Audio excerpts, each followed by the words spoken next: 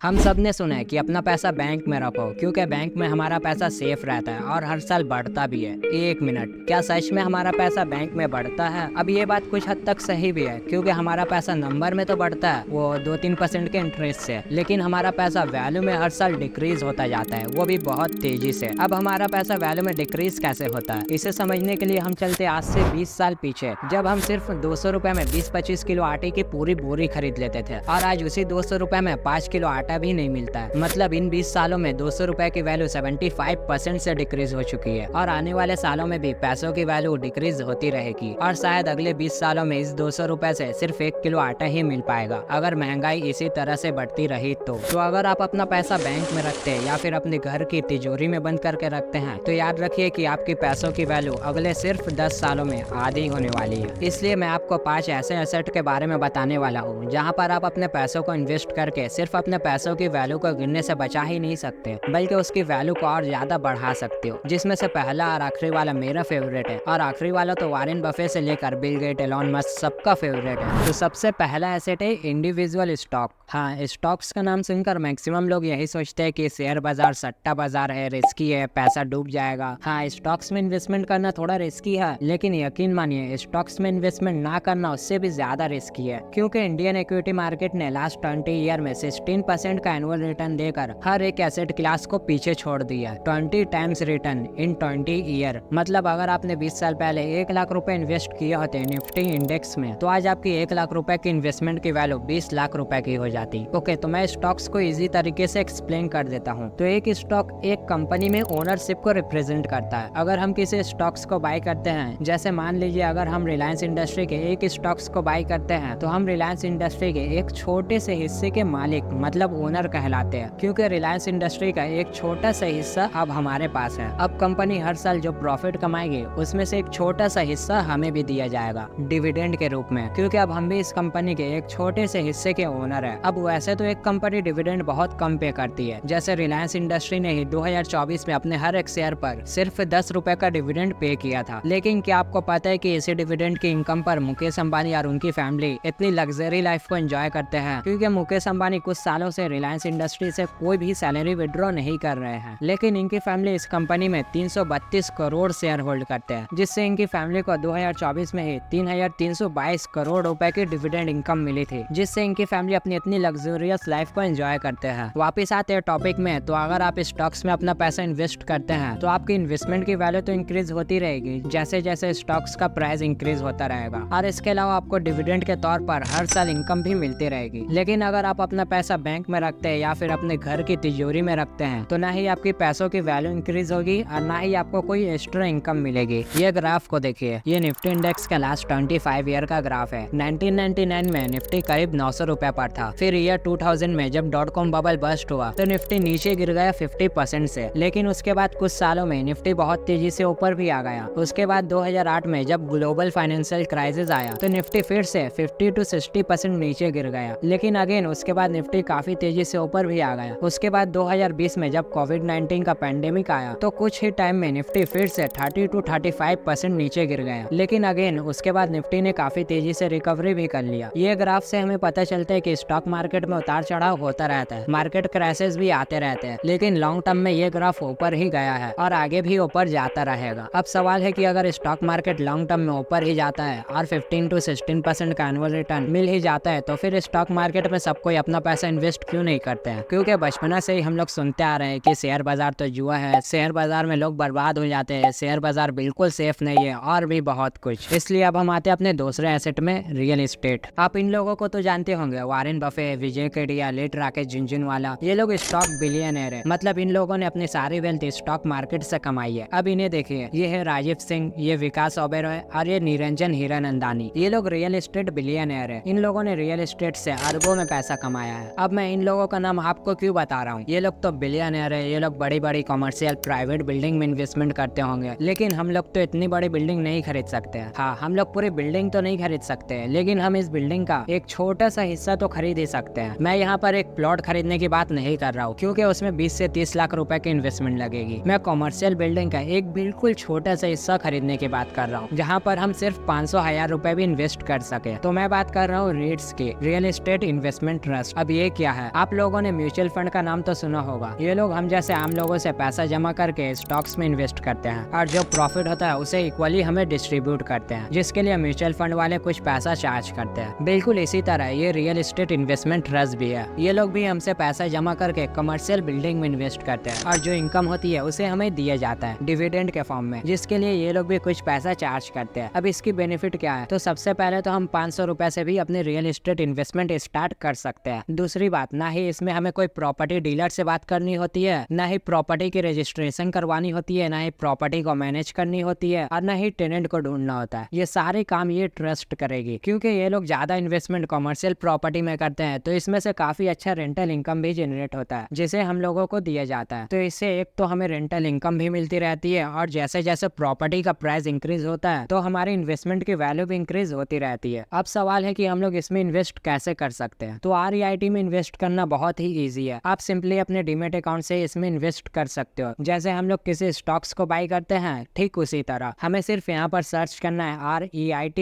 और फिर 3-4 trust listed है जो कि आ जाएगा, जैसे ये माइंडस्केप बिजनेस पार्क। अब इसे हम जैसे स्टॉक्स बाई करते हैं ठीक उसी तरह इसे भी बाई कर सकते हैं और आसानी से हम जब चाहे इसे सेल भी कर सकते हैं। लेकिन अगर आपके पास ज्यादा पैसा है तो आपको खुद का एक पूरा घर ही खरीदना चाहिए। आपके लिए वो ज्यादा बेटर रहेगा, क्योंकि हिंदुस्तान की आबादी तो बढ़ने ही वाली है और जैसे जैसे आबादी बढ़ेगी तो घर की डिमांड भी बढ़ेगी और डिमांड बढ़ेगी तो घर का प्राइस भी इंक्रीज होगा। तो अब हम आते हैं अपने तीसरे एसेट में, पीला पत्थर मतलब गोल्ड। गोल्ड एक ऐसा एसेट है जिसे हम इंडियन आंख बंद करके खरीद सकते हैं। गोल्ड को सबसे सेफ माना जाता है क्योंकि गोल्ड नॉन कोरोसिव होता है, मतलब हम इसे सैकड़ों सालों तक स्टोर करके रख सकते हैं। इसके बाद भी इस पर कोई जंग नहीं लगेगी, इसकी चमक बरकरार ही रहेगी। और दूसरी बात, गोल्ड लिमिटेड है, मतलब इसे किसी देश की सरकार या फिर कोई कंपनी इसे बना नहीं सकती है। इसे सिर्फ माइनिंग करके ही निकाला जा सकता है, जो कि काफी रिस्की होता है। और गोल्ड एक बहुत स्टेबल एसेट है, मतलब रिसेशन के दौरान स्टॉक मार्केट क्रैश हो सकता है, करेंसी की वैल्यू गिर सकती है, रियल एस्टेट की वैल्यू भी गिर सकती है, लेकिन गोल्ड का प्राइस नहीं गिरता है। उल्टा मार्केट क्रैश के दौरान गोल्ड का प्राइस सबसे ज्यादा इंक्रीज होता है, क्योंकि ऐसे टाइम में सब लोग अपना पैसा स्टॉक मार्केट से निकाल कर गोल्ड में इन्वेस्ट करते हैं, जिससे इसका प्राइस और ज्यादा इंक्रीज होता है। लेकिन गोल्ड के कुछ डिसएडवांटेजेस भी है। हाँ, मैं बताता हूँ। देखिए, जब भी हम गोल्ड खरीदते हैं तो सबसे पहले हमें उसके ऊपर 3% का GST पे करना होता है, और फिर हम गोल्ड खरीदते हैं ज्वेलरी के फॉर्म में, जिसके लिए हमें मेकिंग चार्जेस पे करना होता है, जो कि काफी ज्यादा हाई होता है। और इसके बाद भी हमें 24 कैरेट प्योर गोल्ड नहीं मिलता है, जिससे फ्यूचर में इसकी चमक कम हो जाती है। और ये गोल्ड हमें कोई भी एक्स्ट्रा इनकम जनरेट करके नहीं देती है। जैसे हमें रियल एस्टेट में रेंटल इनकम और स्टॉक्स में डिविडेंड मिलती है, ऐसे गोल्ड में कोई इनकम नहीं मिलती है। लेकिन गोल्ड में इन्वेस्ट करने का एक और बहुत अच्छा ऑप्शन है SGB, मतलब सॉवरेन गोल्ड बॉन्ड। अब ये क्या है? ये एक सिक्योरिटी बॉन्ड है जो कि सरकार की तरफ से RBI इशू करती है। अब इसमें होता क्या है, हम गोल्ड तो बाई करते हैं लेकिन फिजिकल फॉर्म में नहीं, बल्कि पेपर के फॉर्म में। मतलब अगर हम 1 ग्राम गोल्ड खरीदेंगे तो हमें 1 unit of sovereign gold bond मिलेगा, और इसमें हमें मिनिमम 1 ग्राम गोल्ड खरीदना होता है। अब इसकी बेनिफिट क्या है? क्योंकि इसमें तो हमें कोई गोल्ड नहीं मिलेगा, इस पेपर का हम क्या करेंगे? तो देखिए, इस बॉन्ड को इशू करती है RBI, तो ये बिल्कुल सेफ है। अब मान लीजिए कि मैंने 1 ग्राम गोल्ड खरीदा, जो भी गोल्ड का करंट प्राइस था उसी में, तो इस 1 ग्राम गोल्ड के बदले में RBI मुझे देगा 1 यूनिट ऑफ SGB। अब मेरे पास 1 unit of sovereign gold bond है, तो अब RBI 24 कैरेट गोल्ड के प्राइस को ट्रैक करेगा, और जैसे जैसे गोल्ड का प्राइस इंक्रीज होगा तो मेरी ये सॉवरेन गोल्ड बॉन्ड की वैल्यू भी इंक्रीज होती रहेगी। अब मान लेते हैं कि मुझे 5 साल बाद इस सॉवरेन गोल्ड बॉन्ड के बदले अपने पैसे वापस चाहिए, तो मैं इसे RBI से रिडीम कर सकता हूँ, और 5 साल बाद इसके बदले मुझे जो पैसा मिलेगा वो उस टाइम के गोल्ड प्राइस के हिसाब से मिलेगा। जैसे अगर 5 साल बाद 1 ग्राम गोल्ड का प्राइस 15,000 रुपए हो जाता है, तो मुझे 1 यूनिट ऑफ SGB के बदले में 15,000 रुपए मिलेंगे। अब इसकी दूसरी बेनिफिट देखिए, इसमें आपको 3% का कोई भी GST पे करना नहीं होता है, और क्योंकि इसमें आपको फिजिकल गोल्ड तो मिल नहीं रहा, तो आपको इसमें कोई भी मेकिंग चार्जेस भी पे करना नहीं होता है। इसके अलावा इसमें आपको एक्स्ट्रा इनकम भी मिलती है। हाँ, सरकार आपको हर साल आपकी इनिशियल इन्वेस्टमेंट पर 2.5% का इंटरेस्ट भी पे करती है, लेकिन इस सॉवरेन गोल्ड बॉन्ड को आपको 8 साल तक होल्ड करके रखना होता है, या आप 5 साल के बाद भी इसे रिडीम कर सकते हैं।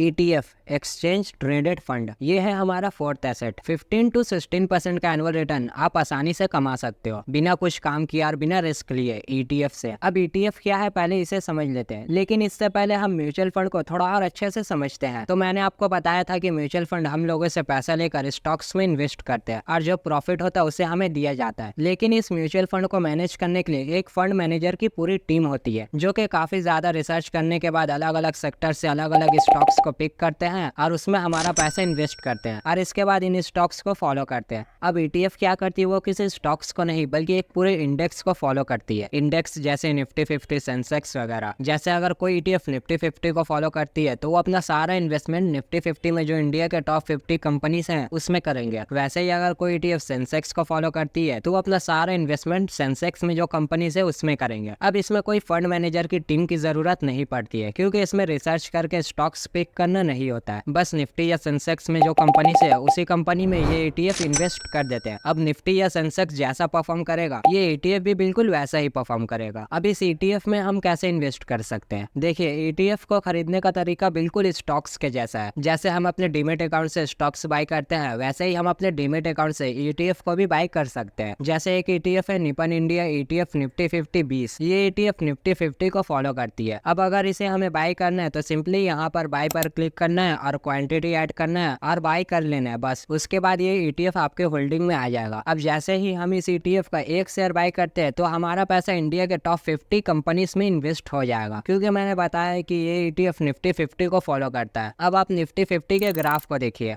अब इस निपन इंडिया ETF निफ्टी 50-20 के ग्राफ को देखिए, दोनों का ग्राफ बिल्कुल ही सेम है। निफ्टी जैसा परफॉर्म करेगा ये ETF भी बिल्कुल वैसा ही परफॉर्म करेगा। अगर निफ्टी नीचे गिरेगा तो ये ETF भी नीचे गिरेगा, अगर निफ्टी ऊपर जाएगा तो ये ETF भी ऊपर जाएगा। और हमने पहले ही देखा है कि निफ्टी इंडेक्स का लास्ट 20 ईयर का एनुअल रिटर्न 16% का है। तो अगर फ्यूचर में भी निफ्टी इंडेक्स इसी रेट से ग्रो होती है तो आपको भी इस ETF से 16% का एनुअल रिटर्न आसानी से मिल जाएगा। आप में से कुछ लोग ऐसे होंगे जिन्हें स्टॉक मार्केट में इंटरेस्ट तो है, लेकिन उन्हें कौन से स्टॉक्स को बाय करना चाहिए, कौन से स्टॉक्स को अवॉइड करनी चाहिए, स्टॉक्स के बारे में रिसर्च कैसे करनी चाहिए ये नहीं आता है। तो उनके लिए ये ETF सबसे बेस्ट ऑप्शन है लॉन्ग टर्म इन्वेस्टमेंट के लिए। अब यहाँ पर हमें एक बात का ध्यान रखना है कि ये ETF जो है वो बिल्कुल एक नॉर्मल स्टॉक्स के जैसा ही काम करती है। आप इसे ट्रेडिंग आवर में कभी भी खरीद सकते हैं, कभी भी बेच सकते हैं। ओके, तो अब हम आते हैं अपने फाइनल और सबसे वैल्यूएबल एसेट में, बुक्स। जब वॉरेन बफेट से पूछा गया कि कामयाबी का राज क्या है तो उन्होंने कहा I read all the day. Warren Buffett अभी 94 इयर्स के हैं और अभी भी ये अपना ज्यादा से ज्यादा टाइम बुक्स रीड करने में गुजार देते हैं। बिल गेट्स जो कि माइक्रोसॉफ्ट के फाउंडर हैं, वो हर साल 50 बुक्स रीड करते हैं, मतलब हर हफ्ता एक बुक। नवल रविकांत जो कि एक सक्सेसफुल इन्वेस्टर है, वो भी डेली 1 से 2 घंटे बुक्स रीड करते हैं। ये कहते हैं read what you love until you love to read. बहुत सारे ऐसे बिलियनर है जिन्होंने सिर्फ बुक रीड करके अपने बिजनेस को नेक्स्ट लेवल तक लेकर गए हैं। आप भी बुक्स रीड करके बहुत सारी चीजें सीख सकते हो। जैसे अगर आपको इन्वेस्टिंग सीखना है तो आप पीटर लिंच की ये 2 बुक और बेंजामिन ग्राहम की द इंटेलिजेंट इन्वेस्टर को रीड कर सकते हो। अगर आपको पैसों के बारे में, पर्सनल फाइनेंस के बारे में जानना है तो आप द साइकोलॉजी ऑफ मनी और रिच डैड पुअर डैड को रीड कर सकते हो, जो कि मेरा भी फेवरेट है, क्योंकि मैंने भी अपने फाइनेंस और इन्वेस्टिंग की शुरुआत इन्हीं बुक से की थी। ओके, तो अब अगर हम इन सारे एसेट के एवरेज एनुअल रिटर्न को कैलकुलेट करेंगे तो ये कुछ ऐसी दिखेगी। इंडिविजुअल स्टॉक से 15 से 21% या फिर उससे ज्यादा भी हो सकता है, रियल एस्टेट से 8 से 12%, फिजिकल गोल्ड से 5 से 7% और सॉवरेन गोल्ड बॉन्ड से 8 से 11%, ETF से अराउंड 15% एंड बुक से अनलिमिटेड।